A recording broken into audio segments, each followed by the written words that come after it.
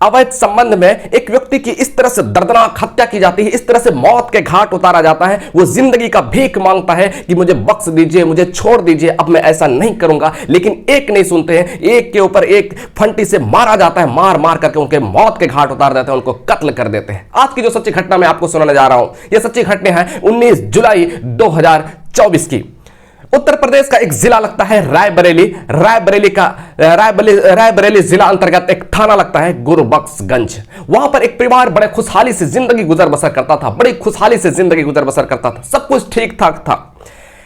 उस परिवार में पति पत्नी बेटा और बेटी, ये 4 लोग रहते थे और सब कुछ ठीक ठाक था, कोई प्रॉब्लम नहीं थी। उस महिला का पति जो है ना बाहर में रह करके काम क्या करते थे और बहुत दिनों के बाद वहां पर आया करते थे।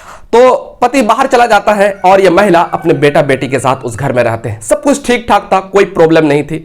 लेकिन कुछ दिन के बाद उस महिला की पड़ोस के ही एक लड़के से, एक युवक से, एक व्यक्ति से दोस्ती हो जाती है और दोस्ती धीरे धीरे प्यार में बदल जाता है और प्यार इस कदर प्रवान चढ़ता है, इस कदर प्रवान चढ़ता है कि उससे अवैध संबंध बनने लगते हैं।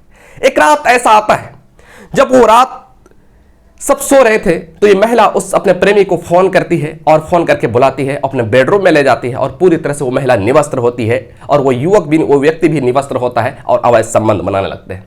अब वो अवैध संबंध बनाते बनाते पागल हो जाती है उसमें और फिर आवाज आने लगती है तो बेटे की नींद खुल जाती है। बेटे जब जाकर के बेडरूम में, मां के बेडरूम में जाकर के जब देखते हैं तो बेडरूम का गेट तो लॉक था। उसके बाद फिर जब खिड़की से झांक करके देखते हैं तो देखते हैं पूरी तरह से मां निवस्त्र है और एक युवक है वो भी पूरी तरह से निवस्त्र है, वो व्यक्ति पूरी तरह से निवस्त्र है और अवैध संबंध रंगरेलियां मना रहे हैं, अवैध संबंध का खेल चल रहा है। देख करके बड़ा गुस्सा आता है, बड़ा बहुत तकलीफ होता है। उस वक्त तो उसे कुछ नहीं कहता है और मन ही मन में वो जो है ना बदला उनका लेने के लिए सोचते हैं, उनको मौत के घाट उतारने का सोचते हैं। उसके बाद फिर बहुत बार प्रयास करते हैं लेकिन हर बार वो विफल हो जाता है। एक दिन 19 जुलाई 2024 का वो रात था, वो महिला अपने बेटी के साथ गांव के ही किसी व्यक्ति के घर से वो आ रही थी। आने के क्रम में रास्ते में उस महिला का प्रेमी से उनकी मुलाकात हो जाती है और हंसी मजाक करने लगते हैं और उसके साथ अश्लील हरकतें होती है और बेटी ये सब देख रही थी। बेटी सब ये देख रही थी और फिर जो है ना वहां से फिर वो भी, प्रेमी भी अपने घर चला जाता है और ये महिला भी अपने बेटी के साथ अपने घर आ जाती है। अब तो घर आ जाती है। उसके बाद बेटी जो है ना अपने भाई को सारी बात बताते हैं। अब ये भाई गुस्साए फंटी उठाते और चला जाता है उस युवक के घर, उस व्यक्ति के घर जो मां का प्रेमी था और जाकर के उस पर वार करते हैं। अब पहले जब वार उस पर होता है तो वो समझ नहीं पाता कि आखिर हुआ क्या, वार किसने किया। जब पीछे मुड़ करके जब देखता है कि ये उसी महिला का वो बेटा है। उसके बाद फिर जो है ना ये व्यक्ति कहता है, ये युवक कहता है कि तुम मेरी मां के साथ इस तरह से क्यों कर रहे हो। उसके बाद कहता है अब गलती हो गई, अब बख्श दीजिए, अब ऐसा नहीं होगा। लेकिन वो जो है नहीं सुनते और पिटाई करते जाते।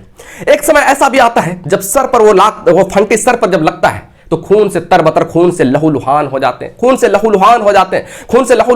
हैं, भीख मांगते हैं अपनी जिंदगी की कि बख्श दीजिए, रहम कर दीजिए, भीख मांगते हैं। लेकिन वो एक नहीं सुनते, कहते हैं अब तुमको समाज में रहने की, तुमको अब इस दुनिया में रहने की कोई अधिकार नहीं है, तुमको अब मौत को ही तुम अब गले लगा लो। उसके बाद मार करके उनके मार दिया जाता है। उसके बाद कुछ देर के बाद जब जमा होती है, लोगों की भीड़ जब जमा होती है और वो मार करके वहां से फरार हो जाते हैं। भीड़ जब जमा होती है, पुलिस को सूचना दी जाती है, पुलिस मौके पर पहुंचती है और शव को कब्जे में लेकर पुलिस पोस्टमार्टम के लिए भेज दिया जाता है। अब पुलिस जो है ना कुछ समय के बाद, घटना के कुछ समय के बाद उस लड़के को, उस युवक को हिरासत में लेते हैं और फिर हिरासत में लेने के